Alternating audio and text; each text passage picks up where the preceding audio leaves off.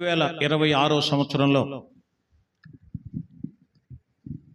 7 శుక్రవారాలు వచ్చే, అంటే ఈ లెంట్ సీజన్లో వచ్చే 7 శుక్రవారాలు మనం ప్రత్యేకంగా ఇలాగున ప్రార్థన చేసుకోవాలి ఎక్కువగా అని మనం మొదటిగా మనము దేవుని సన్నిధిలో ప్రార్థన చేశాం. దానికి అనుగుణంగానే మొదటి వారం రెండో వారం మనందరం అలాగే ప్రార్థన చేసుకున్నాం. తర్వాత అనిపించింది మరలా బయట నుంచి ఎవరినైనా దైవజనులను మరి తీసుకొచ్చి ఆ వాక్యం చెప్పిస్తే కూడా కొంచెం బాగుంటుంది, జోష్గా ఉంటుంది. ప్రతిరోజు మనం ఆ కార్యక్రమం చేసుకునే దానికంటే కొంచెం బాగుంటుందని ఆలోచన చేసి 3వ వారం నుంచి మనం ఆ దైవజనులను పిలుస్తున్నాం. దేవునికి స్తోత్రం, హల్లెలూయా. 3వ వారం మరి దైవజనులు వచ్చారు, అలాగే 4వ వారం దైవజనులు వచ్చారు. ఈరోజు 5వ శుక్రవారం మరి ఆ పెద్దబాబు అన్నగారిని నేను చెప్పాను, ముందే ఒక మాట వేసాను, అన్న ఏదో ఒక శుక్రవారం మీరు రావాల్సి వస్తుంది అని అన్నప్పుడు తప్పకుండా వస్తాను, ఒక్కరోజు ముందు చెప్పినా చాలు నాకు, నేను వస్తానన్నారు. ఈరోజు మరి పెద్దబాబు అయ్య గారు మన మధ్యలో ఉన్నారు. పరిచయం అక్కర్లేని పెద్ద మనిషి అనమాట. మనకి చప్పట్లు కొడుతూ ఒకసారి వారికి వందనాలు చెప్దాం.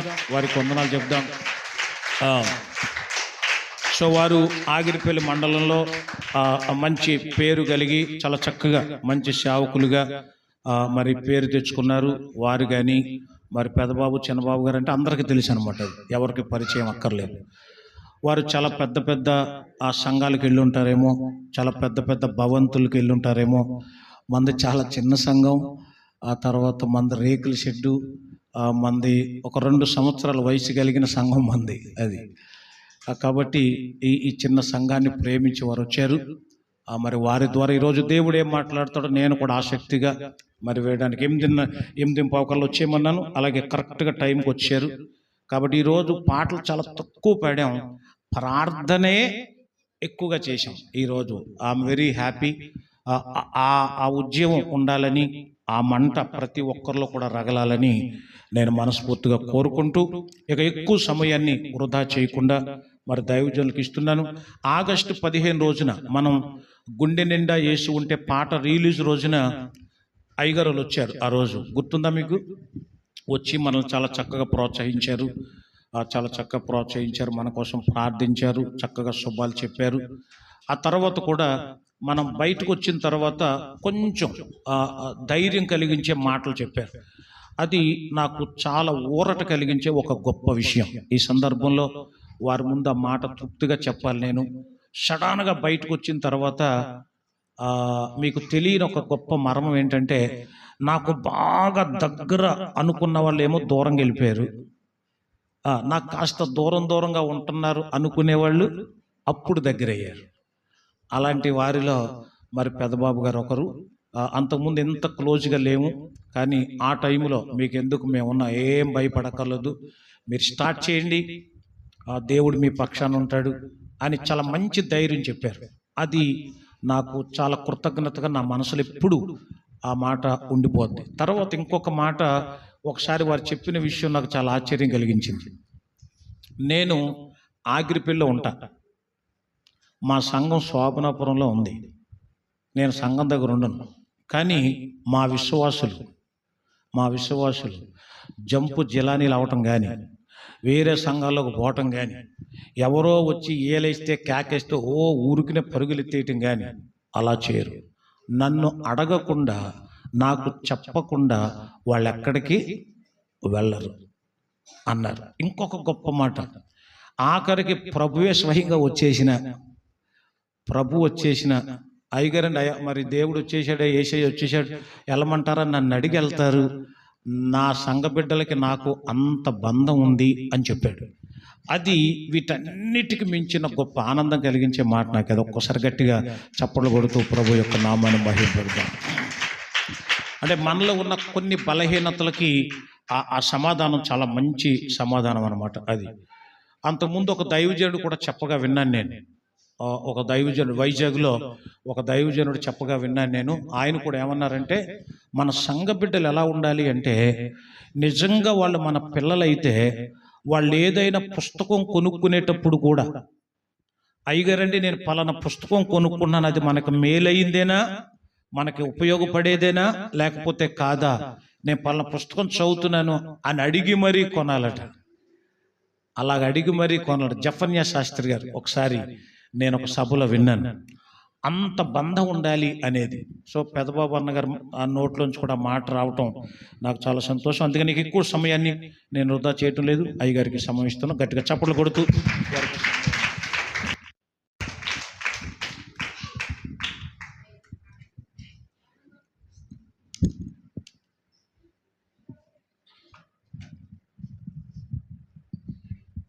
ప్రభువైన యేసుక్రీస్తు నామములో మీ అందరికీ శుభవందనాలు తెలియజేస్తున్నాను.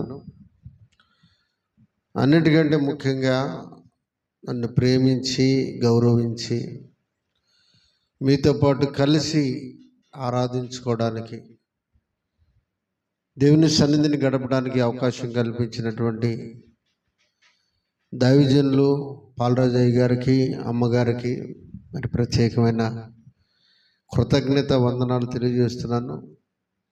మరి దైవజనులు మాకు ప్రతిరోజు కూడా వారి లింక్, వారి స్టేటస్ మేము చూస్తూ ఉంటాం. ఎప్పుడు సుదూర ప్రయాణాల్లో దేవుని యొక్క సువార్త, మీ సంఘం నుంచే అనేక సంఘాలకు సువార్త వెళ్ళడం అనేది మీకు దీవెన. కాబట్టి ఈ సమయంలో మరి మీతో కలిసి దేవుని పని చేయడం, దేవుని మాటలు వినడం, నేను ఎక్కడ కూడా ప్రసంగాలు రాసుకోవటం కానీ బట్టి పట్టడం కానీ నాకు అలవాటు ఉండదు. నేను ప్రార్థన మాత్రం చేసుకుంటా. ప్రభా, నేను వెళ్ళిన ఆ గంట సమయం వాళ్ళకి దీవెనకరంగా ఉండాలి అని ప్రార్థన ఎప్పుడైతే నాకు ఆహ్వానం వస్తుందో అప్పటి నుంచి నేను ప్రార్థన చేస్తూనే ఉంటాను. కాబట్టి నేను కూడా దేవుడు ఏం మాట్లాడతాడో నేను కూడా నేర్చుకుంటా ఎక్కడ ప్రసంగం చేసినా. ఎందుకంటే అప్పటికప్పుడు దేవుడు పరలోకం నుంచి దేవుని ఆత్మచేత బోధించబడేటువంటి మాటలు మాత్రమే నేను మీ ముందుంచాలని ఆశపడతాను. అందుకనే ఆ ప్రకారంగా ఆత్మతో దేవుని యొక్క సహాయాన్ని కోరుకుంటూ మీ దగ్గరికి వచ్చాను. దేవునికి స్తోత్రం చెప్పండి. హల్లెలూయా. ఈ యొక్క ప్రత్యేకమైన కూడికలో ఒక దైవజనుడు ఏమన్నాడంటే, నేను సేవకు వచ్చిన కొత్తలో, అయ్యా బెతెస్దా కోనేటి దగ్గర నేను ఇట్లాగే మాటలు చెప్తాను, ప్రసంగం మీ అయ్యగారిలాగా గట్టి గట్టిగా మరి శబ్దాలు చేసి చేయటం, లేకపోతే ఉద్యమంగా మిమ్మల్ని ఉత్తేజపరచడం నాకు తెలియదు. కానీ నేను సంగతి మీకు అర్థం అవడం కోసమే మాట్లాడతాను. కాబట్టి అయ్యారేంటి ఇంకా కబుర్లే చెబుతున్నారు, వాక్యం ఎప్పుడు చెబుతాడు అనుకోమాకండి. దేవుని స్తోత్రం చెప్పండి. ఒక దైవజనుడు నేను సేవలోకి వచ్చిన క్రొత్తలో ఏం చెప్పాడంటే, చాలా ఆయన దగ్గర ఆదివారమే 2000 మంది ఉంటారు ఆ సంఘంలో. ఆయన ఒకసారి మా ఇంటికి వచ్చారు. వచ్చినప్పుడు ఏం చెప్పారంటే, నాన్న, సంఘంలో ఎప్పుడు ఏదో ఒక కార్యక్రమం జరగాలి. బెతెస్దా కోనేటి దగ్గర దూత నీళ్లు కదిలించినప్పుడల్లా అద్భుతాలు జరిగినాయి, స్వస్థతలు జరిగినాయి. సంఘములో ఏదో ఒక కార్యక్రమం జరిగినప్పుడల్లా ఉపయోగించుకోవాలని ఆశ ఉన్న ప్రతి ఒక్కరూ జీవితాల్లో అద్భుతాలు జరుగుతాయి. దేవుని స్తోత్రం చెప్పండి. ఈ సలహా నేను తీసుకొని ఆయా సందర్భాల్లో, మాకు ఈరోజే 7 శుక్రవారాల ప్రార్థన ముగిసింది మధ్యాహ్నం 3 గంటలకి. ఏదో ఒక ప్రతి నెలలో ఏదో ఒక కార్యక్రమం జరుగుతూనే ఉంటుంది. కారణం ఏంటి? మాకేం పని లేక కాదు. ఏంటి కారణం అంటే, సంఘ బిడ్డల యొక్క కోనేటి దగ్గర కాచుకొని ఎదురు చూస్తూ పడున్న వాళ్ళందరి కోసం దూత దిగి వచ్చి నీళ్లు కదిలించేవాడు. ఆ ప్రజల యొక్క జీవితాల్లో అద్భుతాలు జరగడం కోసం ఈ కార్యక్రమాలు కూడా, ఈ శుక్రవారాలు, ఉపవాస ప్రార్థనలు, ఇలాంటి కార్యక్రమాలన్నీ ఎందుకంటే సంఘములో నిరాశ ఉన్న, సంఘములో నిరుత్సాహం ఉన్న, వ్యాధులున్నా, రక్షణ లేకుండా గలిబిలున్నా, బిడ్డలను బట్టో, భర్తను బట్టో, భార్యను బట్టో, ఇరుగు పొరుగు వారిని బట్టో, ఆత్మీయ జీవితంలో కొన్నిసార్లు మనకు అన్నీ ఉంటాయి. డబ్బులు ఉంటాయి, మంచి ఆహారం ఉంటుంది, మంచి వస్త్రాలు ఉంటాయి, మంచి గృహం ఉంటుంది. కానీ మన జీవితంలో ఏమంటాం తెలుసా? ఏంటమ్మా అట్టున్నామంటే ఏదో పోయినట్టుగా ఉంది. ఏమంటాం? ఏదో ఏదో మనసులో ఏదో పోయినట్టుగా ఉంది. అన్నీ ఉన్నాయి కానీ ఏదో పోయినట్టుగా ఉంది. ఏం పోలా? యేసు ప్రభు మన హృదయంలో లేడు. అలాంటి సందర్భాల్లో ఆందోళనగా ఉంటాం, ఒంటరి ఫీల్ అవుతాం. అలాంటి సందర్భాల్లో అయోమయమైన పరిస్థితులు వస్తాయి. అవన్నీ పోవడానికే ఇలాంటి మేల్కొలుపు కూడికలు. దేవునికి స్తోత్రం చెప్పండి. ఇది రాకడ వరకు కొనసాగుతూనే ఉంటుంది. మనం పోయే వరకు కూడా ఇలాంటి కార్యక్రమాల్లో మనం పాల్గొంటూనే ఉండాలి. పోగొట్టుకోకూడదు. అంత మాత్రమే కాదు, కుటుంబాలతో దేవుని సన్నిధిని అనుభవించటం అనేది చాలా గొప్ప విషయం. నువ్వేం చేస్తావు తెలుసా? పరిసరాలు కూడా శుభ్రం చేస్తాం. ఉదయాన్నే లేచి ఏం చేస్తాం? ఇల్లు ఒక్కటి ఊడ్చుకొని మెలకుని కూర్చుంటామా? ఏమా మీరు మాట్లాడరా? ఇల్లు ఒక్కటి ఊడ్చి మెలకుని కూర్చుంటామా? ఇంటి చుట్టూ ఊడ్చుకొస్తాం కదా.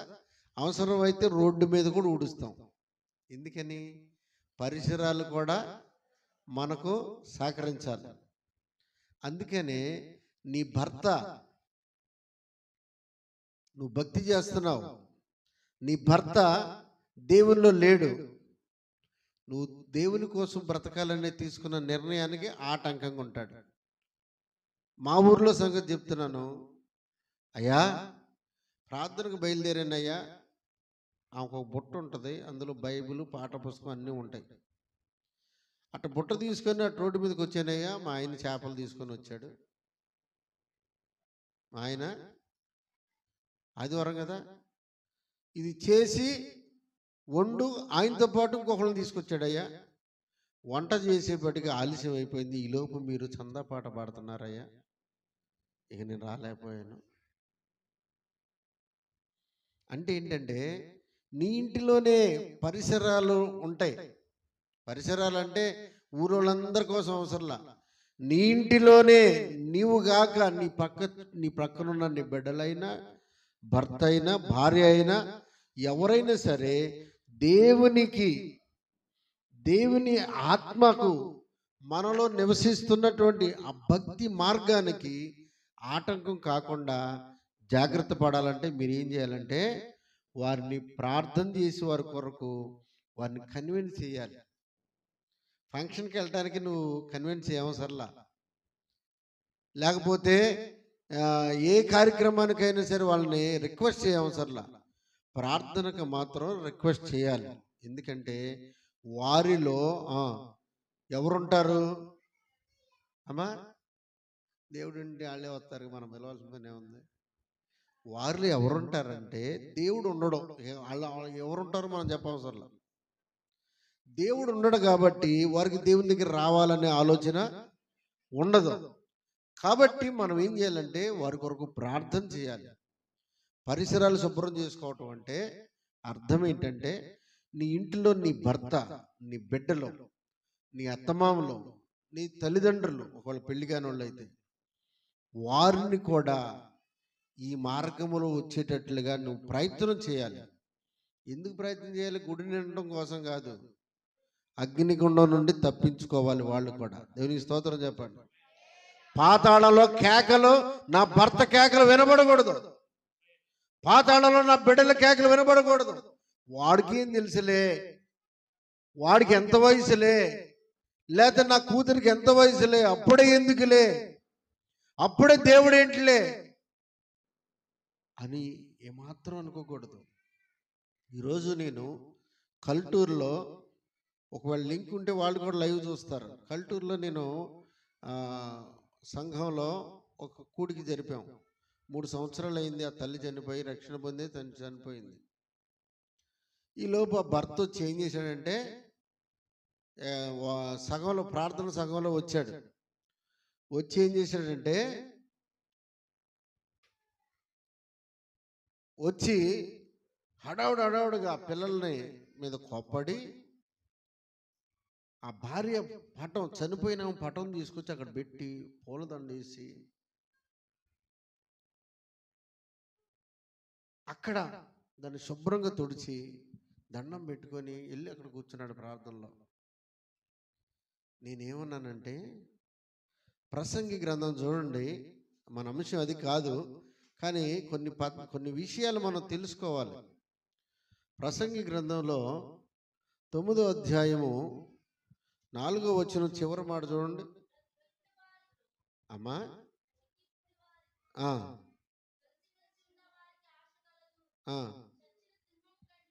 చచ్చిన సింహం కంటే బ్రతికి ఉన్న, గట్టి చదువున్నాను అన్నమాట, బ్రతికి ఉన్న కుక్క మేలు కదా అన్నాడు. చాలు చాలు. చనిపోయిన వాళ్ళు సింహం అయినా దానిలో జీవం లేదు. ఏం లేదు. దాని పేరేంటి? సింహం. కానీ దానిలో జీవం లేదు. కుక్క, అక్కడ కుక్క ఉంది. ఆ కుక్క కదులుతుంది, అటు ఇటు తిరుగుతుంది. దానిలో ఏముంది? జీవం ఉంది. ఇప్పుడు ఆ పటంలో ఏముంది? ఆ ఫోటోలో ఏముంది? జీవం లేదు. కాబట్టి ఆ ఫోటో కంటే ఏది మేలు అంటే ఊరుకుంటారా? అయినా చెప్పా నేను. ఎందుకంటే మమ్ములను దేవుడు పోషిస్తుంది. ఎందుకంటే మాకు కారుల్లో తిప్పినా, బండి మీద తిప్పినా, ఏసీ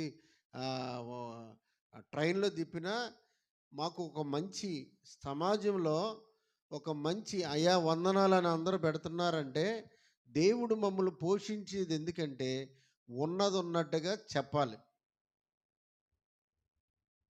ఉన్నది ఉన్నట్టుగా చెప్పాలి.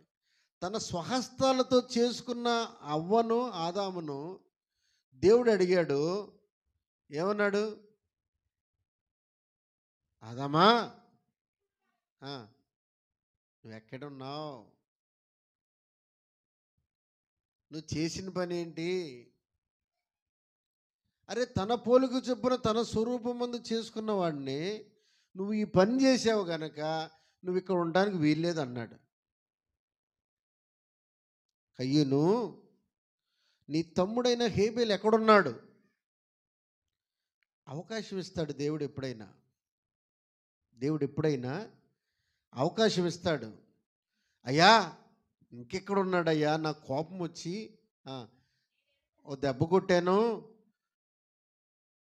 చనిపోతాడు అనుకోలేదు, చనిపోయాడయ్యా, పొరపాటున జరిగిపోయిందయ్యా అని దేవుని దగ్గర పశ్చాత్తాపడితే ఆ మార్గం వేరుగుండేది.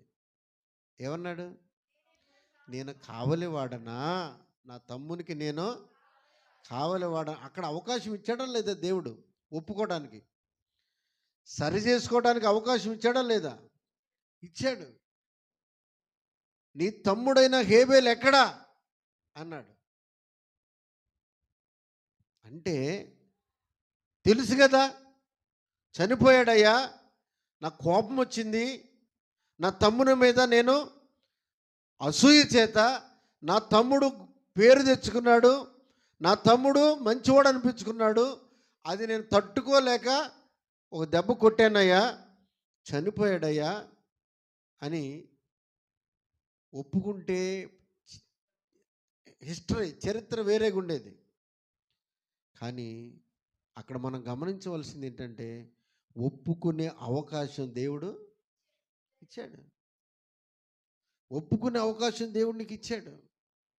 అననయ్య, ఇంతకే అమ్మారా మీరు భూమి అన్నాడు. ఏమన్నాడు? అమ్మా విన్నారా? అది ఎప్పుడన్నా విన్నారా? తర్వాత చదువుకోండి అపోస్తలుల కార్యాలు 5వ అధ్యాయంలో. అననీయ ఇంతకే అమ్మారా ఈ భూమి? ఇంతకే అమ్మారా అంటే ఏమన్నాడు? ఒక అవకాశం ఇచ్చాడు. ఆలోచించుకోవాలిగా.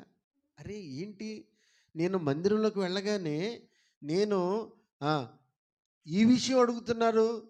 నేను కొంత దాచుకున్నాను కదా, కొంత మాత్రమే తీసుకొచ్చాను కదా, ఇంతకే అమ్మేవా అని అన్నాడేంటి అని ఒక్క నిమిషం ఆలోచించి, అయ్యా పొరపాటు అయిందయ్యా, నా పరిస్థితి ఎలా ఉంటుందో ఏంటోనని కొంత దాచుకున్నానయ్యా, నా భవిష్యత్తు కోసం దాచుకున్నానయ్యా, కొంత తీసుకొచ్చానయ్యా అని ఉంటే ఎట్లా ఉండేది? అంటే అక్కడ కూడా దేవుడు అననీయకు ఛాన్స్ ఇచ్చాడు. తన జీవితాన్ని సరి చేసుకునే ఛాన్స్ ఇచ్చాడు. తను చేసిన పొరపాటును రెక్టిఫై చేసుకోవడానికి ఒక ఛాన్స్ ఇచ్చాడు. అననీయ కూడా ఉపయోగించుకోవాలా? అరే పరిశుద్ధాత్మను మోసగించటానికి మీరు ఎందుకు ఇలాగూ ఏకీభవించారు?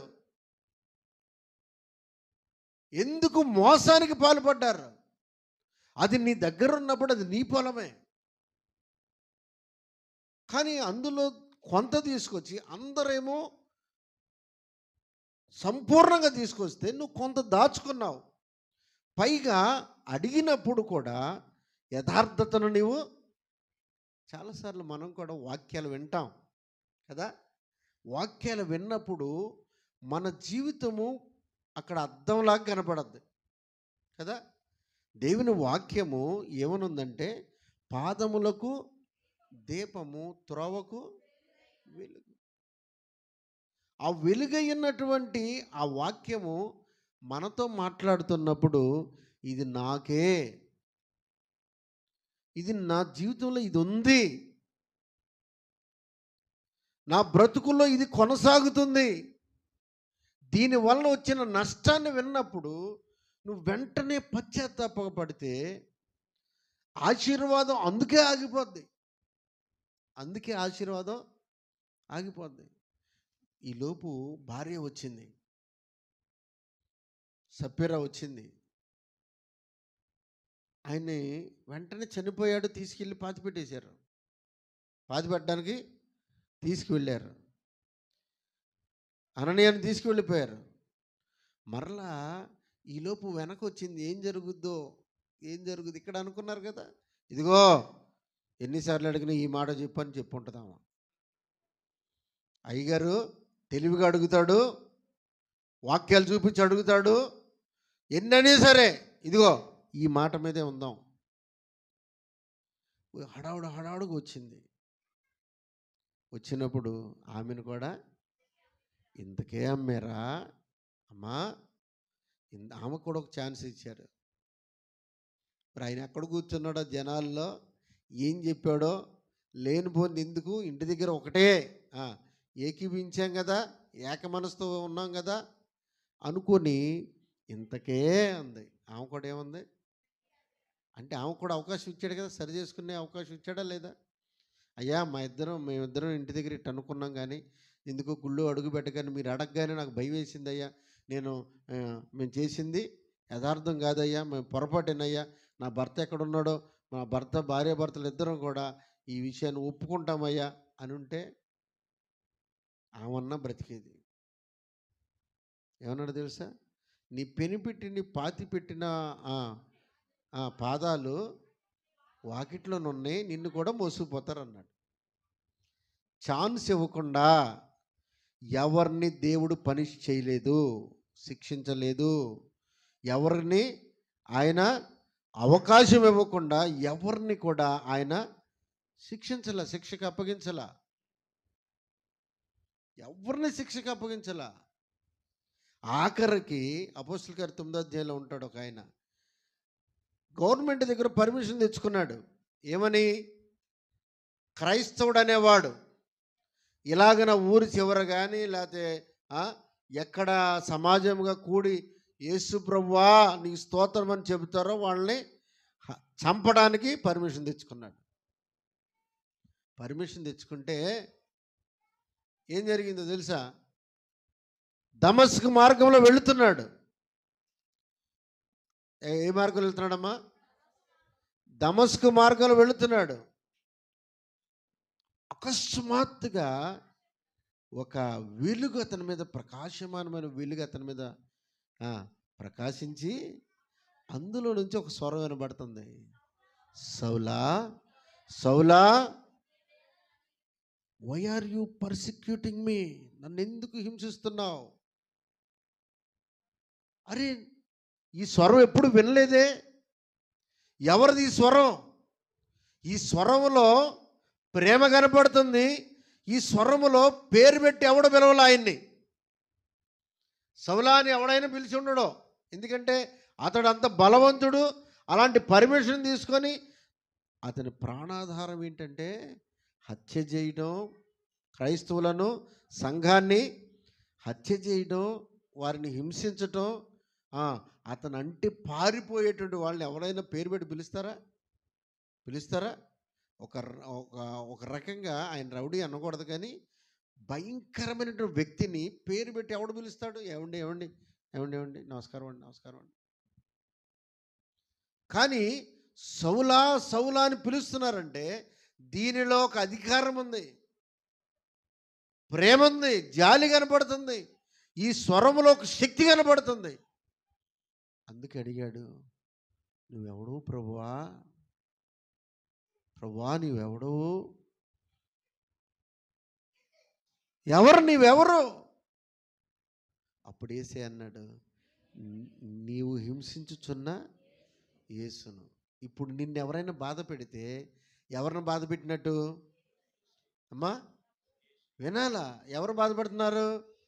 యేసును బాధపడుతున్నారు. నువ్వు అనుకుంటావు ఏంటంటే నేను గుడికి వెళ్తున్నందుకు పలానోళ్ళు నన్ను తిట్టారు అని నువ్వు అనుకున్నావు అని తిట్టారు అనుకో, నువ్వేం బాధపడొద్దు, నవ్వటమే.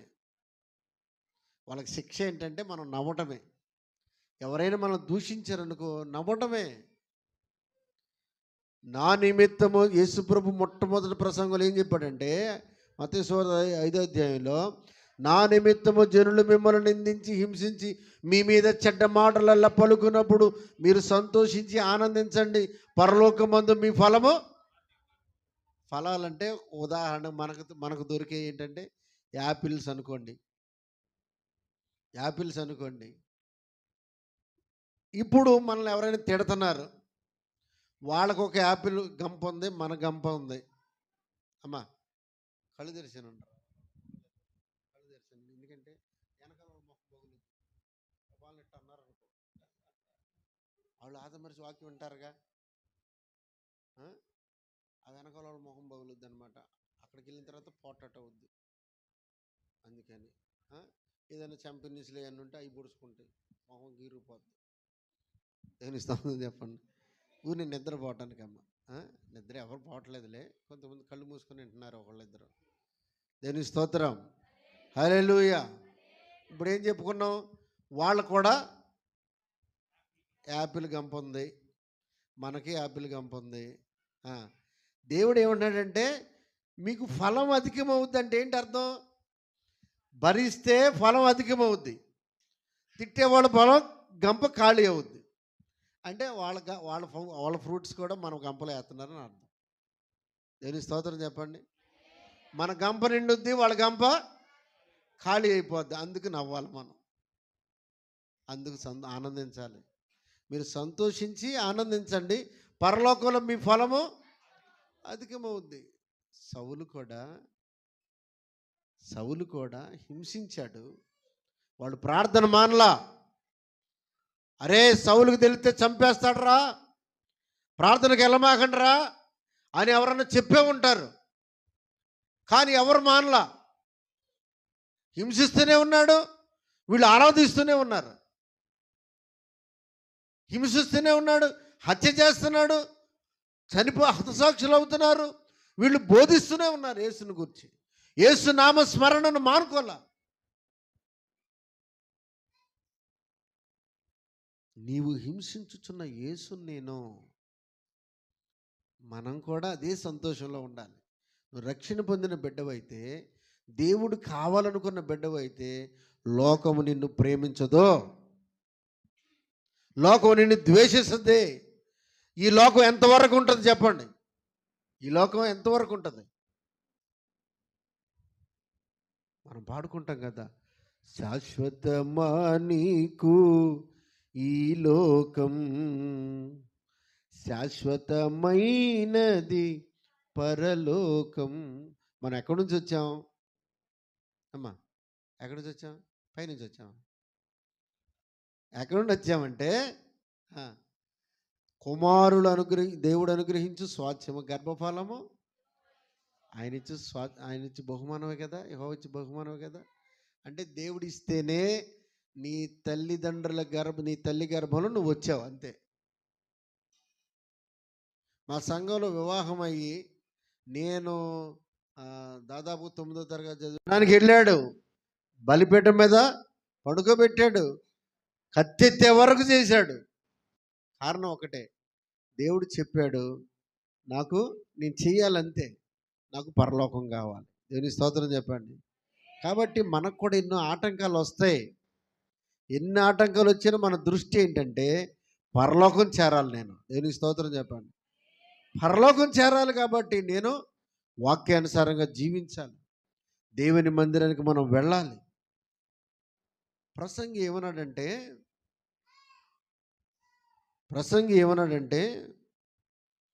5వ అధ్యాయం 1వ వచనంలో, నీవు దేవుని మందిరమునకు వెళ్ళినప్పుడు, ఇంగ్లీష్లో ఏమంటారంటే క్యారెక్టర్,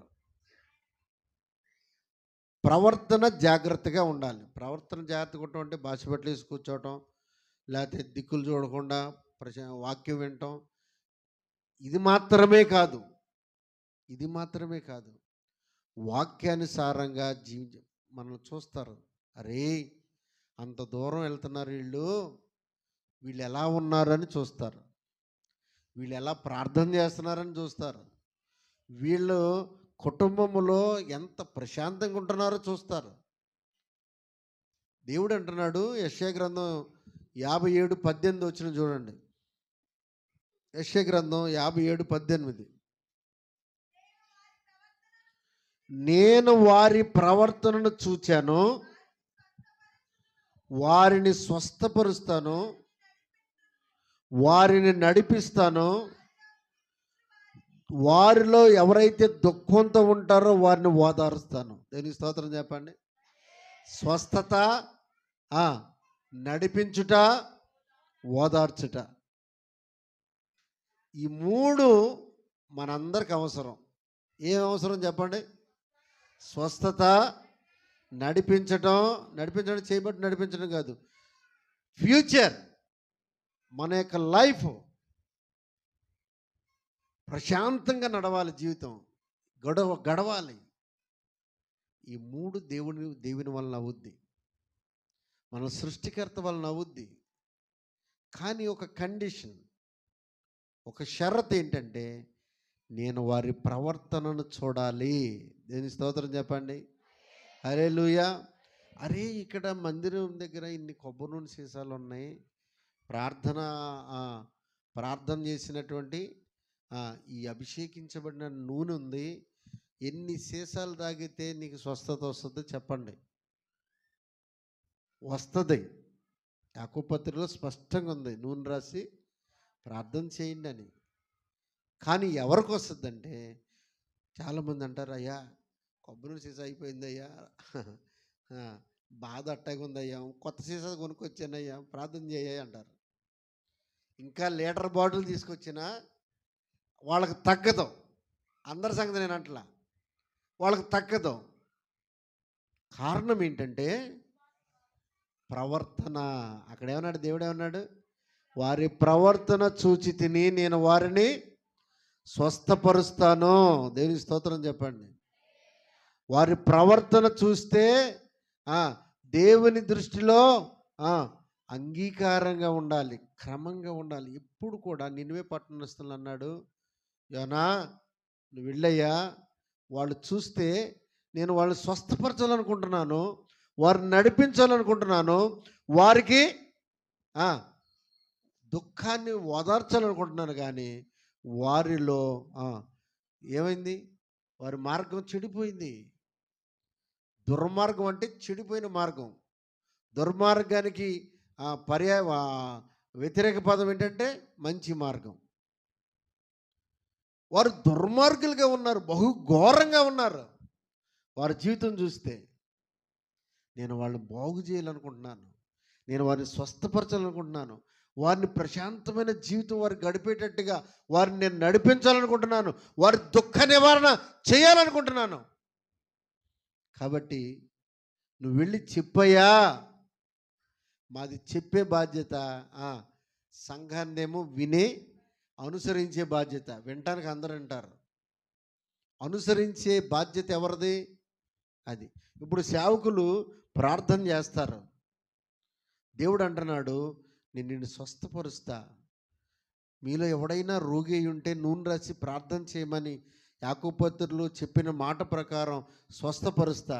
కానీ నీ ప్రవర్తన కూడా, నీ ప్రవర్తనను బట్టి నీ జీవితంలో స్వస్థత జరుగుద్ది. అస్సలు దేవుడిని ఎరగనోడికైతే దేవుడు తన వైపు తిప్పుకోవడం కోసం అద్భుతం చేస్తాడు. ఒకడొచ్చి త్రాగొచ్చి ఆగిరిపల్లిలో ఒక అయ్యగారు గృహకూడికి పెట్టుకున్నాడు. మన మన దగ్గర కాదు, గృహకూడికి పెట్టుకుంటే ఆ సౌండ్ బాక్స్ దగ్గర కూర్చొని, నువ్వు నన్ను యేసు ప్రభువుని చూపించు, అప్పుడు మాత్రమే నేను మైకి పెట్టనిస్తా, లేకపోతే ఈ సౌండ్ బాక్స్ పెట్టవద్దు. యేసు ప్రభు నాకు ఇప్పుడు చూపించు. యేసు ప్రభు ఏం చెప్పాడు? 5వ అధ్యాయం మత్తయి సువార్త 5వ అధ్యాయంలో, హృదయ శుద్ధి గలవారు ధన్యులు వారు. వాడు తాగి వస్తే యేసు ప్రభుని చూపించమంటే ఎక్కడ చూపిస్తాను చెప్పండి? దేవుడు వస్తాడు అక్కడికి? వాడి హృదయం శుద్ధంగా ఉందా? వాడు పరిశుద్ధంగా ఉన్నాడా? వాడు తాగొచ్చి వాడు లోకంలో ఇష్టానుసారంగా తిరిగి దేవుని నమ్మకుండా దేవుడు ఎలా ప్రత్యక్షమవుతాడు? దేవుడిని ఎలా చూస్తాడు? అప్పుడు అయ్యగారు ఫోన్ చేశాడు, అయ్యగారు పలానాడు వచ్చి ఇబ్బంది పెడుతున్నాడండి, తాగి వచ్చి ప్రార్థనకు వచ్చేవాళ్ళు కూడా వాడిని చూసి రావట్లేదండి, కూటమి పెట్టుకున్నామని అని చెప్తే, అప్పుడు మేము చేయాల్సిన పని మేము చేసాం. వాళ్ళు వచ్చి తీసుకెళ్ళి ఆ పోలీస్ స్టేషన్ చుట్టూ మొక్కలు బీకిచ్చారు ఆడితో. అప్పుడు కనపడి ఉంటాడు దేవుడు. అవుతుంది చెప్పండి. మొక్కలు బీకిచ్చారు, ఆ చుట్టూ బాగు చేయించుకున్నారు ఆడితో, ఆడ దిగిందాకా. చూసారా దేవుడు ఎలా కనపడతాడు? ఇక్కడ కూడా యేసయ్య ఉన్నాడు. దేవుడు ఏమంటున్నాడంటే, నేను వారి ప్రవర్తన చూచి వారిని స్వస్థపరుస్తాను అంటున్నాడు. ప్రసంగి కూడా అదే ప్రస్తావించాడు. మందిరానికి వెళ్ళేవాళ్ళు ప్రవర్తనలో జాగ్రత్తగా ఉండాలి. ఏంటో ప్రవర్తన? యేసు ప్రభు ప్రవర్తన ఏంటంటే, పేతురు పత్రిక చూడండి ఒకసారి. యేసు ప్రభు మాదిరి ఏంటంటే, మనం సేవిస్తున్నటువంటి దేవుని యొక్క లక్షణాలు ఏంటంటే, పేతురు పత్రికలో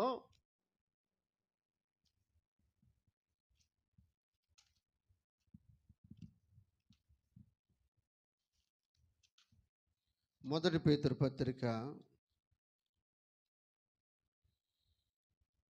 2వ అధ్యాయము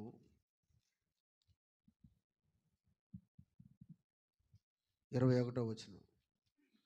క్రీస్తు కూడా మీ కొరకు బాధపడి ఏంటంట? దేవుని అడుగు జాడలో. మా ఊర్లో ఒక ఆమె భార్య భర్తలు ఇద్దరు తగు వచ్చిందమ్మా, జాగ్రత్తగానండి. తగు వస్తే భార్యను కొట్టేవాడు. కొడితే ఆ గట్టు ఉంటుంది మా ఇంటి దగ్గరలో, ఆ తిప్ప మీదగా పడి నడిచి నడిచి నడిచి అటు చిన్నాగిరిపల్లి మీదగా అటు వెళ్ళిపోయేదంట. పట్టుకునేవాడంట, నిద్రపోయించి వెళ్ళిపోయేదంట. లేచిన ఎంత లేట్ అయినా సరే పట్టుకునేవాడంట. కారణం ఏంటంటే, ఇప్పుడు సిమెంట్ రోడ్లు వచ్చినాయి, అప్పుడు సిమెంట్ రోడ్లు లేవుగా. ఆమె కాళ్ళు ఇటు వంకరగా ఉంటాయి, 2 కాళ్ళు వేళ్ళు ఇటు వంకరగా ఉంటాయి. ఆ నేల మీద, ఆ ఇసుక నేల మీద ఆ అడుగు జాడలు చూసి, ఆ అడుగులు చూసుకుంటూ వెళ్తే ఆమె ఎక్కడికి వెళ్ళిందో దొరికేదంట. ఆయన చెప్పాడు, ఎక్కడికి వెళ్ళిందో పట్టుకునేవాడంట. అంటే అడుగులను గమనిస్తూ వెళ్ళాడు గనక పట్టుకోగలిగాడు కదా. అడుగులు గుర్తుపట్టేవాడు, అడుగులు ఎలా ఉంటాయో తెలిసినవాడు. మనం కూడా యేసు ప్రభు అడుగు జాడలు మనకు తెలియాలి కదా. యేసే అడుగు జాడలో మనకు తెలియాలి. ఆయన అడుగు జాడలు ఏంటో తెలుసా?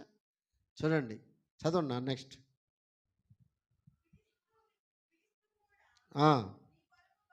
బాధపడి మీరు తన అడుగు జాడలేదో నడుచుకున్నట్లు మీకు మాదిరి ఉంచిపోయాను. మొట్టమొదటి అడుగు ఏంటో తెలుసా?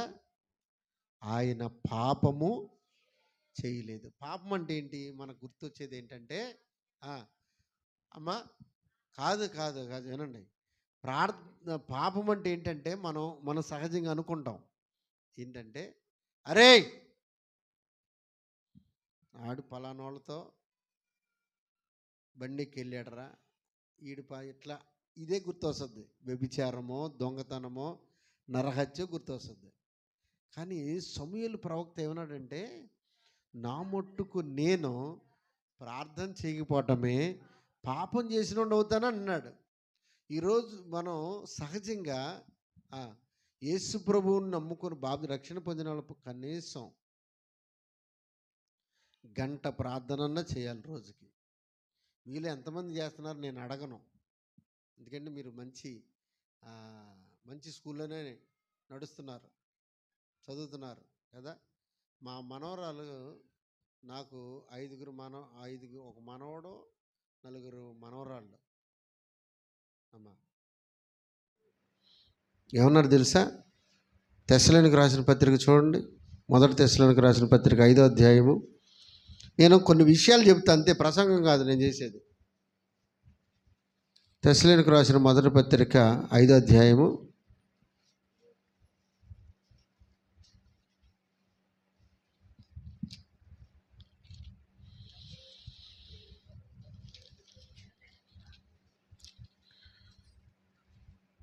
25వ వచనం. మా కొరకు ప్రార్థన చేయండి. ఎవరు అడిగారు? పౌలు గారు అడిగాడమ్మా. తెస్సలోని సంఘాన్ని, నెక్కలం సంఘాన్ని ఎట్లాగో మిమ్మల్ని ఏమంటారంటే నెక్కలం పౌలు గారి సంఘం అంటారు, పౌలరాజు గారి సంఘం అంటారు కదా. అట్లాగే తెస్సలోనికలో కూడా సంఘం ఉంది. ఆ సంఘస్థుల్ని పౌలు గారు ఏమని అడిగారు తెలుసా? సహోదరులారా కోసం ప్రార్థన చేయండి. అంటే నువ్వు రోజు గంట ప్రార్థనలో పావు గంట సంఘం కోసం చేయాలి, అది సేవకుడి కోసం చేయాలి. వినండి, ఏం చేయాలి? ఒక పావు గంట సేవకుని కుటుంబం కోసం చేయాలి, సంఘం కోసం కాదు, సేవకుని కుటుంబం కోసం. ఎందుకో తెలుసా? మనందరం జగన్ గారు ఓట్లు వేసాం,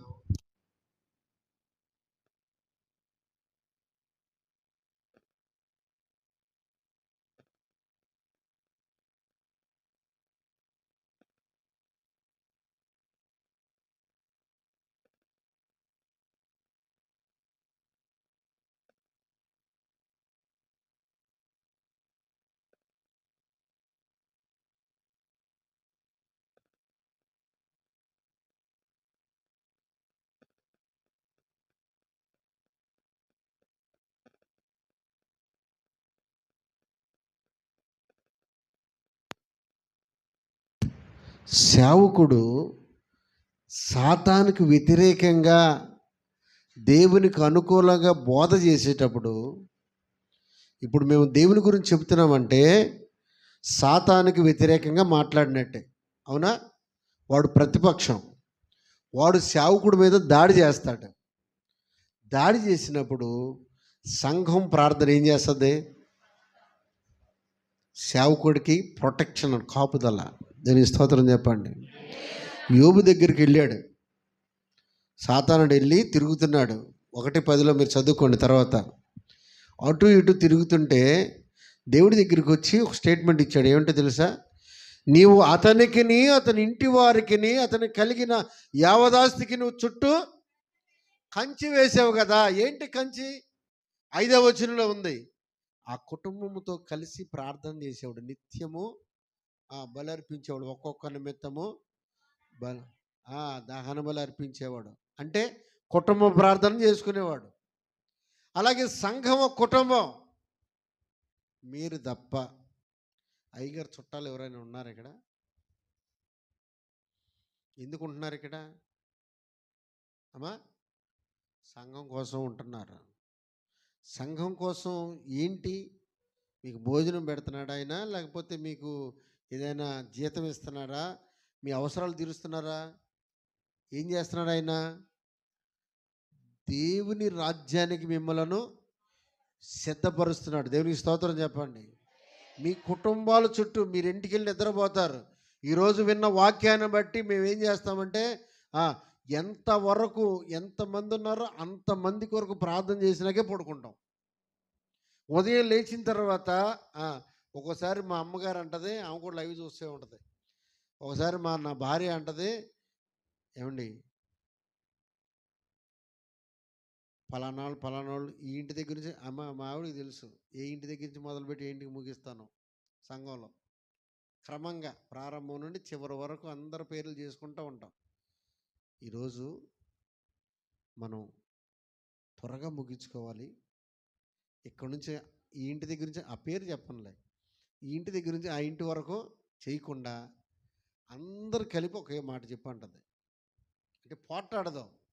ఒక చిన్న సలహా చెప్పుద్ది. నాకేంటంటే వాళ్ళందరి పేర్లు ఎత్తిపట్టి చేస్తే ఆమె ఏకీపిస్తూ ఉంటుంది ప్రతి ఉదయం 5 గంటలకు.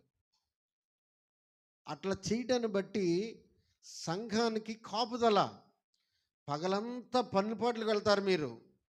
మేమేం చేస్తామంటే దేవుడు 91వ కీర్తన 11-12 వచనాల్లో ఉంటుంది. ఏమన్నాడు తెలుసా? 11-12 వచనాల్లో నిన్ను గూర్చి ఆయన తన దూతలకు ఆజ్ఞాపిస్తాడు, వారు నీ పాదములకు రాయి తగులకుండా తమ చేతుల మీద ఎత్తి పట్టుకుంటారు.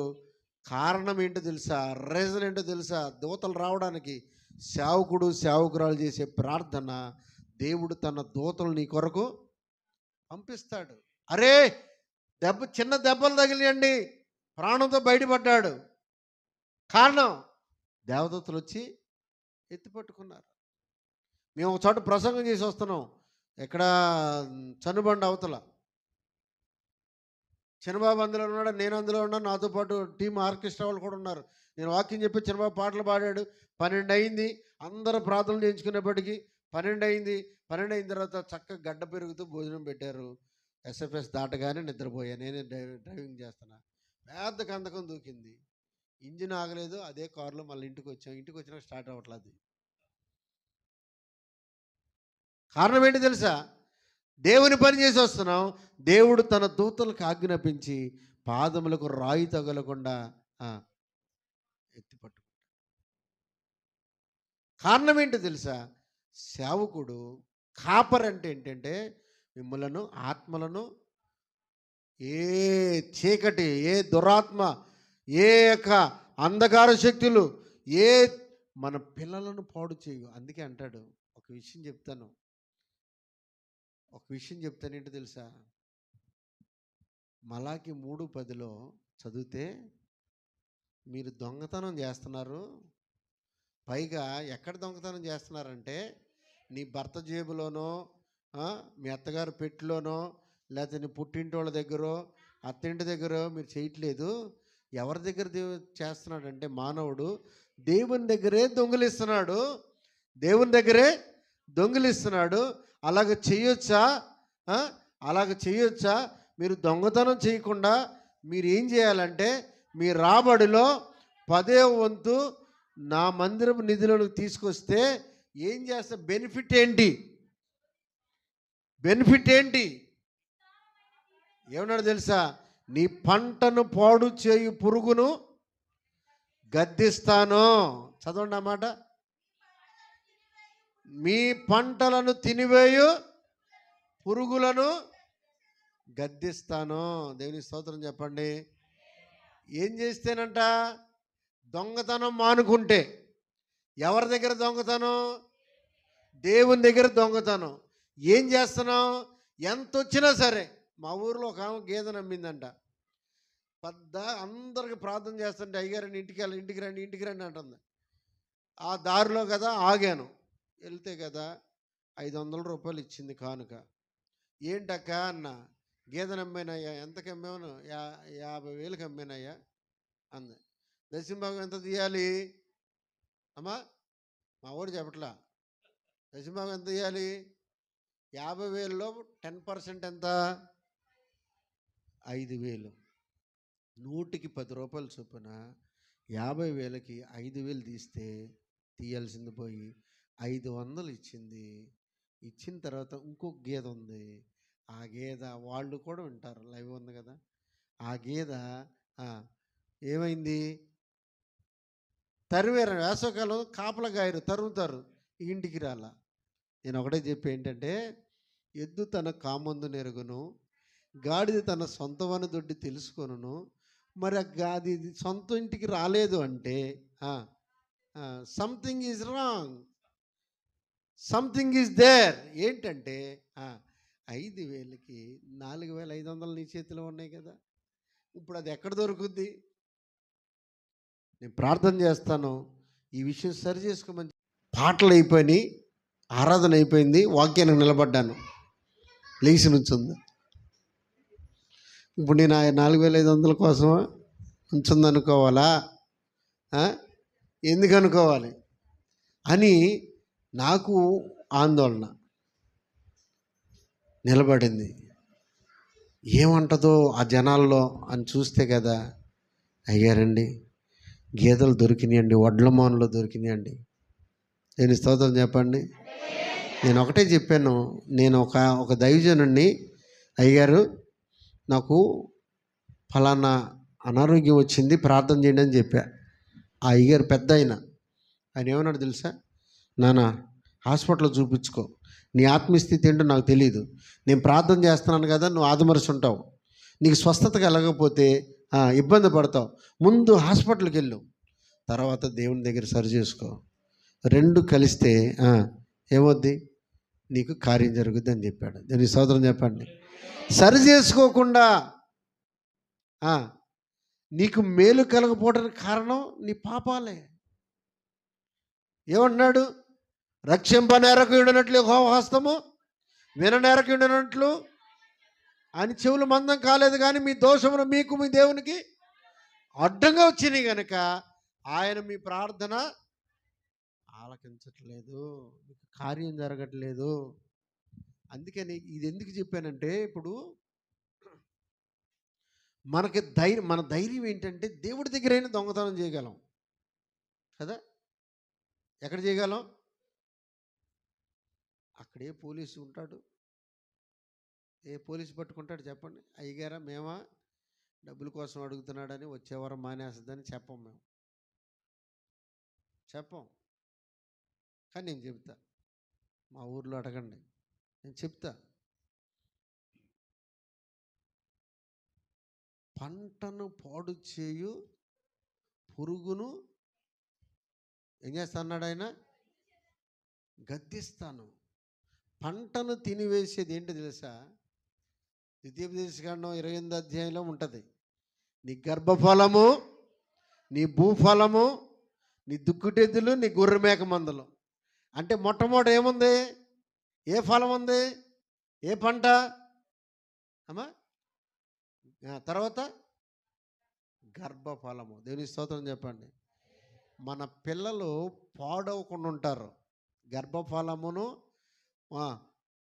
గర్భఫలం అనే పంట అనుకుంటారు. నా బిడ్డకు కడుపు పండిస్తే బాగుండు దేవుడు అంటావా లేదా? కడుపు పండితే బాగుండు అంటావా లేదా? గర్భఫలము, బిడ్డలు. గర్భఫలం అంటే ఎవరో? నీ కడుపున పుట్టిన బిడ్డలు. నీ బిడ్డలను పాడు కాకుండా ఉండాలంటే ఏం చేస్తారు? అయ్యా వాడినంత కష్టపడి చదివించాను అయ్యా, త్రాగు